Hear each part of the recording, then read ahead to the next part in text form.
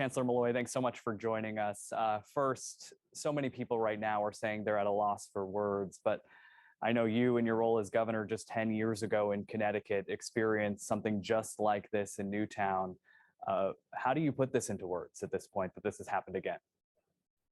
Yeah, it's actually happened many times since then. There have been school shootings and nightclub shootings and movie, shootings.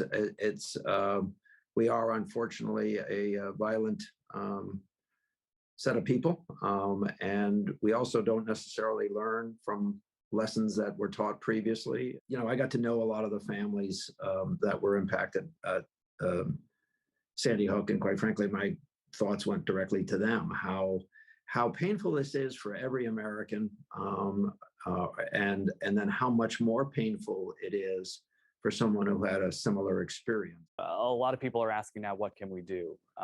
Months after Newtown and Sandy Hook, Connecticut enacted some of what are now considered the strictest gun laws in the country: assault weapons bans, universal background checks.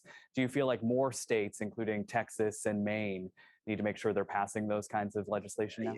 That was my former line of work, and I have other challenges and other work to do now. We're never going to get everything done, but let's get all the simple things done, and let's make buildings safer, particularly for young children. And let's continue to break down the stigma that's attached to mental health issues. And yes, tackle other issues on a state by state or a national basis that might make these kinds of events less common. Do you feel like that legislation made a difference in Connecticut? What I know happened is that we lowered crime very substantially, and at least until the COVID experience. So over a long period of time, Connecticut was a safer place. When Sandy Hook happened, you weren't just acting as governor, you were really becoming a consoler to parents who had their children taken from them far too early. What would be your message to parents tonight who are afraid to send their kids to school?